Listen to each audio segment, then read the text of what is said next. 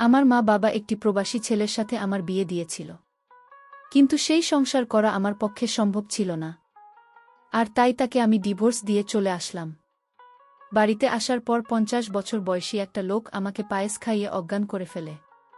অজ্ঞান অবস্থায় লোকটি আমার সাথে যা করেছিল তা শুনলে তোমাদের মাথা ঘুরে যাবে। তাহলে মূল ঘটনাটি বলি। ৩৫ বছর বয়সী প্রবাসী ছেলের সাথে যখন আমার বিয়ে হয় তখন আমার বয়স তার অর্ধেক। খুব বিপদে পড়ে বিয়েটা করেছিলাম। কিন্তু আমার সাথে এমনটা ঘটবে কে জানে। মনে করেছিলাম বিয়ে করলে হয়তো ভালো একটা পরিবেশ পাব, যেখানে আমি সুখে থাকতে পারব। কিন্তু যেটা ভেবেছিলাম সেটা ভুল ছিল। এক নরক থেকে মুক্তি পেয়ে আমি যে আরেক নরকে গিয়ে পড়েছিলাম এটা বুঝতে আমার ২ দিন সময় ও দরকার পড়েনি। স্বামী নামের একটা কীটের হাতে এসে পড়েছিলাম আমি। জানি না কোনো স্বামী তার সদ্য বিয়ে করা বুকে সব সময় গালিগালাজ করে। কিন্তু সেদিন কোনো অপরাধ না করেও আমাকে প্রচুর বকা শুনতে হয়েছিল। ২০ দিনের ভয়াবহ দিন কাটানোর পর আমার স্বামী যখন বিদেশ চলে গেল তখন একটা দীর্ঘ স্বস্তির নিঃশ্বাস ফেলেছিলাম এই ভেবে যে অন্তত কারো বোকা আর মায়ের খাওয়া লাগবে না। কিন্তু আমার ভাগ্য যে আমার জন্মের পর থেকে আমার বিপক্ষে সেটা আমার মনে ছিল না।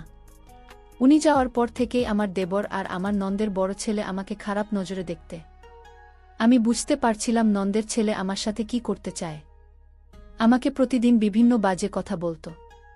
আমার শাশুড়িকে জানালাম বিষয়টা, কিন্তু ওই যে রসুনের প্রত্যেকটার মুখ এক জায়গাতে থাকে, এরাও ঠিক তেমন।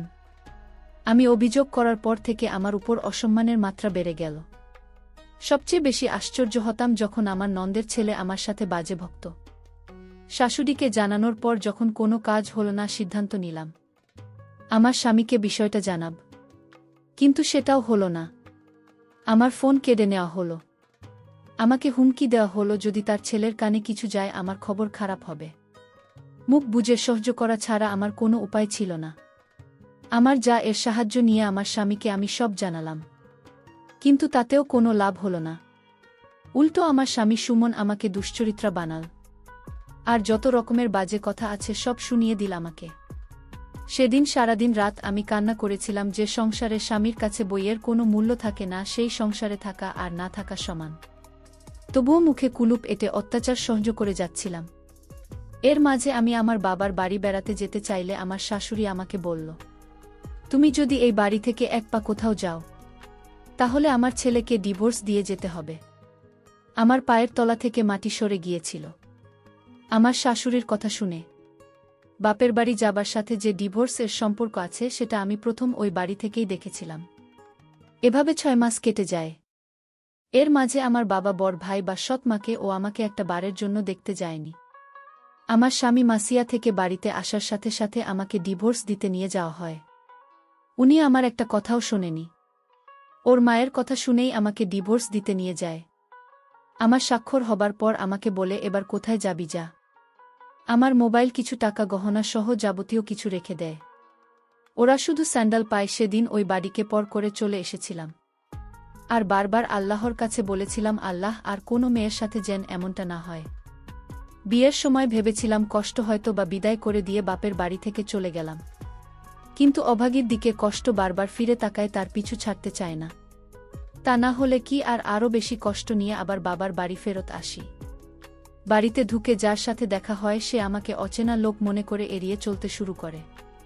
একমাত্র আমার চাচি আমাকে জড়িয়ে ধরে কান্না করে আর আমাকে মেন্টালি সাপোর্ট করে। কিন্তু যাদের সাপোর্ট দরকার তারা যদি না করে তাহলে কি আর কষ্ট কমে? আমার ভাবের কাছে গেলাম। সে আমাকে বলল ভাইয়ের কাছে গিয়ে ক্ষমা চাইতে। মনে অনেক সাহস সঞ্চয় করে বড় ভাইয়ের কাছে একটু ছায়া খোঁজার আশায় গেলাম। কিন্তু সেই ভাই আমাকে সেদিন মারছিল আর গালি দিচ্ছিল। ভাবি গর্ভবতী ছিল, আমাকে ঠেকাতে গিয়ে সেও ভাইয়ের হাতে মার খেয়েছিল। ভাই শুধু বলতেছিল সব দোষ নাকি আমার, কিন্তু কেউ একবার বুঝতে চায় না যে আমার সংসার ভাঙতে আমার কোনো দোষ নেই। আবার সেই উঠতে বসতে সৎ মায়ের খোঁচা, ভাইয়ের দুর্ব্যবহার, আবার মুখ গোমরা করে থাকা মোটের উপর সব কিছুকে জাহান্নামের আগুনের মতো মনে হচ্ছিল। আমি যদি দুদিন না খেয়ে থাকতাম কেউ এসে খাইয়ে দিয়ে যাওয়া তো দূরের কথা, এসে জিজ্ঞাসা করত না আমি খেয়েছি কিনা। শুধু আমার ছোট চাচি এসে আমাকে খাইয়ে দিয়ে যেত, তবুও সবসময় আসতে পারত না। আর ভাবি ভাইয়ের কথার বাইরে আসতে পারত না। সিদ্ধান্ত নিলাম বাড়ি থেকে দূরে কোথাও চলে যাব, যেখানে আমার কেউ নেই, পরিচিত কেউ নেই, দরকার হলে কাজ করে খাব কোথাও, তবুও এই নূরকে থাকবে না। কিন্তু পারছিলাম না।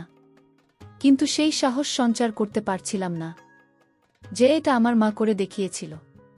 যেই সাহসের কারণে আমাকে হতে হয়েছে একটা পুরো পরিবারের কাছে কুকুরের মতো। যেই সাহসের কারণে আমাকে দেখলে অন্য সবাই নাক সিটকান্ত। সেই সাহসটা আমি দেখাতে না পেরে ওই বাড়িতেই থেকে গেলাম। বেশ অবস্থা সম্পূর্ণ একটা পরিবারে আমার জন্ম হয়েছিল। শুনেছিলাম একটা মেয়ের আশায় যখন সবাই ছিল তখনই আমার জন্ম। কিন্তু কে জানত সোনার চামচ মুখে নিয়ে জন্ম নেওয়া শিশুটির জন্য ভয়াবহ সুখ অপেক্ষা করছে। আমার জন্মের পরে আমার মা আমার বাবাকে বিদেশ পাঠিয়ে দেয় যাতে আমার ভবিষ্যতের জন্য কোনো চিন্তা করা না লাগে। বাবা মায়ের কথা মতো বিদেশে চলে যায় আর মা এদিকে বাবার অগোচরে একটা ব্যাংকে চাকরি নেয়। কিন্তু এটা আমার বাড়ির আশেপাশে কারো চোখের সঙ্গে হয়নি, এমনকি আমার মেজকা করোনা আমার বাবাকে মায়ের চাকরির ব্যাপারে সব কিছু বলে দেয়। আর সেই দিনই ফোন দিয়ে বাবা মায়ের সাথে প্রচুর ঝগড়া করে এবং মাকে চাকরি ছাড়তে এক প্রকার বাধ্য করে। মা চাকরি ছেড়ে দিয়ে বাড়িতেই সময় কাটাতে লাগল। এর মধ্যে বাড়ির পাশের একটা লোকের নজর পড়ে আমার মায়ের উপর। আমার বয়স তখন 8 বছর। সবসময় লোকটা মায়ের পিছু পিছু ঘুরঘুর করত। কী উদ্দেশ্য নিয়ে ঘুরত তা আমি বুঝতাম না। আমি শুধু মায়ের নির্বে কান্না করা দেখতাম। কাউকে ভয়ে কিছু বলতো না, এটা ভেবে যে অপবাদ বের হয়ে যাবে। বলে রাখা ভালো, এটা আমার সৎমা ছিল। একদিকে বড়ভাইয়ের উচ্ছৃঙ্খল জীবনযাপন, অন্যদিকে ওই লোকটার জ্বালাতন মাকে দুর্বিষহ করে তুলেছিল। এর মাঝে কাটার উপর বিস্ফোরা হয়ে আসে আমার দূর সম্পর্কের খালা। শেষে আমাকে বলে যে খালু বিদেশ যাবে, কিছু টাকা লাগবে, টাকার পরিমাণ 4 লাখের মতো। মা তার বোনের মুখের দিকে তাকিয়ে টাকা দেওয়ার কথা বলে, কিন্তু সেটা আমাদের গ্রাম থেকে উচ্চ সুদে নিয়ে। আর সেই সুযোগটাকেই কাজে লাগায় ওই বদলোকটা আমার মাকে 2 লক্ষ টাকা ধার দেয়। হয়তোবা ভাগ্যে এমন ছিল, দুর্ভাগ্যবশত কালো টাকা ধরা খায়। সেটাই হয়ে যায় আমার মায়ের জীবনের জন্য সবচেয়ে বড় ভুল। সুদের পরিমাণ যখন বাড়তে থাকে তখন লোকটা সারাক্ষণ মাকে বলতো টাকা না দিতে পারলে আপনার মেয়েকে আমার সাথে বিয়ে দেন। লোকটার বয়স প্রায় 50 হবে, আর সেই লক্ষ্যে কিনা আমাকে বিয়ে করতে চায়। এক কথায় পরিস্থিতির ফায়দা লুটতে থাকল। হঠাৎ করে মা চেঞ্জ হতে থাকল। যে মা আমাকে কোনোদিন বকা দিত না, সেই মা আমার গায়ে হাত তুলত যখন তখন। দিন দিন আমার মা এই লোকটার সাথে বিয়ে দিতে চাইত। তখন তো বুঝতাম না কাহিনী কি, যেটার বাঁধন থেকে মা বেরিয়ে আসতে পারে নাই। লোকটা দেখতে খুব বাজে ছিল, আর সেই লোকের সাথে আমার বিয়ে দিতে চায়। একদিন 50 বছরের লোকটি আমাদের বাড়িতে এসে আমাকে বলে, শোন, যদি 15 দিনের মধ্যে টাকা না দিতে পারো তাহলে আপনার মেয়েকে আমার সাথে বিয়ে দিয়ে দেন। আমার মা আমাকে বুঝিয়ে বলল, আমি এত টাকা কোথা থেকে দেব, তুই বরং লোকটাকে বিয়ে করে ফেল। ওর অনেক টাকা পয়সা আছে, তুই শুয়ে থাকবি। তুই আর না করিস না মা। লোকটার বয়স হয়তো একটু বেশি। আমি মাকে বললাম, মা, আমি দরকার হয় মরে যাব, তা ওই বইটা লোকটাকে বিয়ে করতে পারব না। আমি মনে মনে সিদ্ধান্ত নিলাম, আমি বাড়ি থেকে পালিয়ে যাব। কিন্তু পালিয়ে কোথায় গিয়ে থাকব, কার কাছে যাব? কিন্তু আমি পালিয়েও যেতে পারলাম না। যেদিন ঘর থেকে পালাবার চেষ্টা করছিলাম, সেই দিন ঘর থেকে বাহির হওয়ার সময় মা দেখে ফেলে।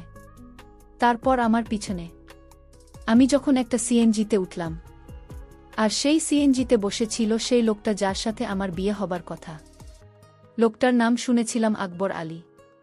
সেই আকবর আলী আমাকে দেখে ধরে ফেলে এবং বাসায় নিয়ে যায়। বলে রাখা ভালো যে মা এই 50 বছর বয়সী আকবর আলীর সাথে বিয়ে দিতে চাইছে।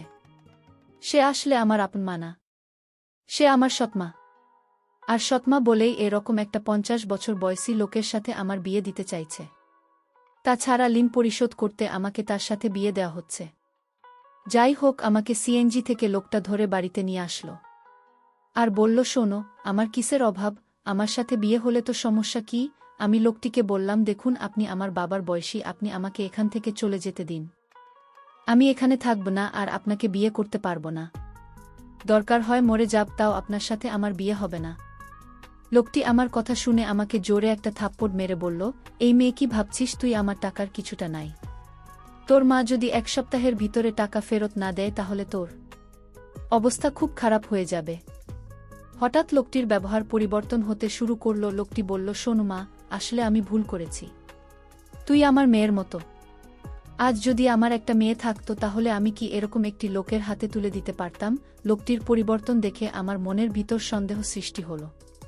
লোকটি হঠাৎ এরকম পরিবর্তন হল কেন? এই বিষয়টা নিয়ে আমি অনেক চিন্তিত হলাম। লোকটি আমার জন্য নিজে হাতে রান্না করে আমার জন্য খাবার নিয়ে এল। আমি বললাম, আমি খাব না, আমাকে এখান থেকে যেতে দিন। আমি এখানে থাকতে চাই না। এখানে আমার দম বন্ধ হয়ে আসছে। আকবর আলী তখন আমায় বলল, ঠিক আছে, তুই যেখানে যেতে চান সেখানে থেকে যেতে দিব, কিন্তু আজ রাতটা আমার বাসা থেকে যা। আমি কথা দিচ্ছি কাল সকালে আমি তোকে আর আটকাব না, আমি তোকে বিদায় দিয়ে দিব। তুই যেখানে যেতে চান সেখানে যাবি।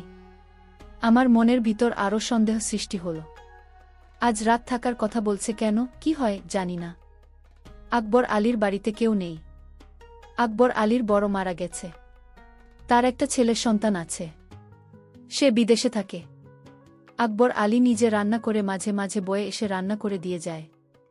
আকবর আলী আমাকে বলল, মা, আজ আমি তোর জন্য নিজের হাতে পায়েস রান্না করেছি, একবার খেলে বারবার খেতে মন চাইবে। আকবর আলীর কথা শুনে আমি কিছুটা অবাক হলাম। যে লোকটা শোধ খায়, আর সেই লোকটা আমাকে এভাবে নিজের হাতে রান্না করে খাওয়ানোর পিছনে অবশ্যই কোনো কারণ আছে। আকবর আলী আমার জন্য পায়েস নিয়ে এসেছে আর বলছে, মাকে চুপচাপ ঘুমিয়ে পড়ো, আর যদি তুই পারিস টানা খাস তাহলে আমার ভীষণ কষ্ট হবে। খেয়ে নে মা, আমি কথা দিলাম কাল তুই যেখানে যেতে চাইবে ঠিক সেইখানে আমি তোকে দিয়ে আসব, তাও তুই খেয়ে নে। আকবর আলী আমরা এমনভাবে বলছিল আমি না খেয়ে পারলাম না। আমি আকবর আলীর নিজ হাতে তৈরি করা পায়েস খেয়ে নিলাম। বাসটা খাওয়ার ৩০ মিনিট পর আমার শরীরটা কেমন জানি করতেছিল। শরীরটা অস্থির অস্থির লাগছিল। আমার কিছুই ভালো লাগছিল না। আমার চোখে কিছুটা ঝাপসা দেখতে লাগলাম। আমার মাথা ঝিমঝিম করে ঘোরাচ্ছে। আমার কাছে মনে হচ্ছে পৃথিবীটা ঘুরছে। আমার এরকম অস্থির দেখে আকবর আলী জিজ্ঞেস করল, কি রে মা, কি হয়েছে তোর? যে লোকটা 2 দিন আগে আমাকে তার ঘরের বউ হিসাবে দেখতে চায়, আর সেই আকবর আলী আমাকে নিজের মেয়ে বানিয়ে ফেল। এটা আমার কাছে কেমন জানি অদ্ভুত ব্যাপার মনে হল। যাই হোক, পায়েস খাওয়ার পর থেকে আমার মাথাটা কেমন জানি ঘোরাচ্ছে। প্রচুর ঘুম পাচ্ছিল। আমি হঠাৎ বিছানায় শুয়ে পড়লাম। আমি ঘুমিয়ে পড়লাম। এরপর আমার সাথে যা ঘটেছিল তা শুনলে তোমাদের হুঁশ থাকবে না। আমি যেন অজ্ঞান অবস্থায় ঘুমিয়ে পড়লাম। আমার কোনো হুঁশ ছিল না। তারপর আকবর আলী আস্তে করে আমার রুমে আসলো আর আমার বিছানায় বসল। আকবর আলী এক অদ্ভুত আচরণ করল ঘুমের ঘরে। আমি স্বপ্নে দেখতে লাগলাম আকবর আলী আমার কাছে আসছে, আর আকবর আলীর হাতে বিশাল বড় একটা হাতুড়ি দিয়ে আমাকে মারতে আসলো। আর এই স্বপ্ন দেখে আমি বিছানা থেকে লাফ দিয়ে উঠে পড়লাম। উঠে দেখি রুমে কেউ নাই, তবে আমাকে কেমন জানি এলোমেলো লাগছে। মনে হচ্ছে আমার ঘরে কেউ আসছিল। আমি বিছানায় একটা ঘড়ি দেখতে পেলাম, আর সেই ঘড়িটি আকবর আলীর হাতে ছিল। আমি ভালো করে লক্ষ্য করলাম এটা আকবর আলীর হাতে ছিল, কিন্তু দরজা তো ভিতর থেকে লক করা। তাহলে আমার রুমে কেউ ছিল না। তাহলে আমি কি বাজে স্বপ্ন দেখছি? আর সেই স্বপ্নে আমার ঘুম ভেঙে গেল। আকবর আলী আমার রুমে না আসলে তাহলে কি আমার রুমে আসলো? আর ঘড়ি তো আকবর আলীর। তাহলে আকবর আলী কি আমার রুমে এসেছিল? আমি রুম থেকে বের হয়ে দেখলাম আকবর আলী নামাজ পড়তে লাগল। আমি আকবর আলীকে দেখে ভীষণ অবাক হলাম। আমি দাঁড়িয়ে থেকে তার নাম আজ দেখলাম। নামাজ শেষে হলে আমি তার কাছে গেলাম এবং বললাম, দেখুন আজ রাতে আমার রুমে কে আসছিল, আমি বুঝতে পারছি না। তারপর আকবর আলী বলল, আরে বোকা মেয়ে, তোমার রুমে আবার কে আসবে? তুমি হয়তো দুঃস্বপ্ন দেখছ। তাহলে আমার বিছানায় আপনার ঘরে কি করে এলো? একই ঘুড়ি তো আমার হাতে। তাহলে টাকার ঘুড়ি? ও বুঝেছি মা, আমার ছেলে 2টা একরকম ঘুড়ি নিয়ে আসছিল বিদেশ থেকে। আর তুমি যে রুমে থেকেছ সেই রুমে আমার ছেলে থাকতো, সে হয়তো ভুল করে ঘড়িটা ফেলে রেখে চলে গেল। আচ্ছা, আমি তোমার জন্য একজন পাত্র ঠিক করেছি, আমি তোমাকে তার সাথে তোমাকে দিয়ে দেব। তোমার মায়ের সাথে আমার কথা হয়েছে। আমার তো কোনো মেয়ে নেই, আর আমি তোমাকে আমার মেয়ে করে নিলাম। আর তুমি গতকাল রাতে যা দেখছ সবই দুঃস্বপ্ন মা। তারপর আকবর আলী আর আমার মা আমার জন্য সেই সময় ছেলেটিকে নির্ধারণ করল। আমি আকবর আলীকে বাবা বলে ডাকলেন। বাবা, আসলে আমি তোমাকে ভুল বুঝেছিলাম। তোমার মতো এমন মানুষ এ যুগে পাওয়া বড়ই কঠিন। তারপর আকবর আলী বাবা আমার বিয়ের সমস্ত খরচ বহন করে আমাকে সুমনের সঙ্গে বিয়ে দিয়ে দিল। কিন্তু কথায় আছে না, অভাগী কপালে কি আর সুখ হয়, আমি তাকেও ডিভোর্স দিয়ে চলে আসলাম। কারণ এই পরিবারটি ভাল ছিল না তাই। বাড়িতে আসার পর কেউ আমাকে আশ্রয় দেয়নি। তাই এখন ঢাকা শহরে নিজের চাকরি করে নিজের পেট চালাই। জানি না তারপর আমার কপালে কি হয়। আজকের গল্পটা এখানেই শেষ করলাম। যদি গল্পটি ভালো লাগে তাহলে চ্যানেলটি সাবস্ক্রাইব করে পাশে থাকবেন। ধন্যবাদ।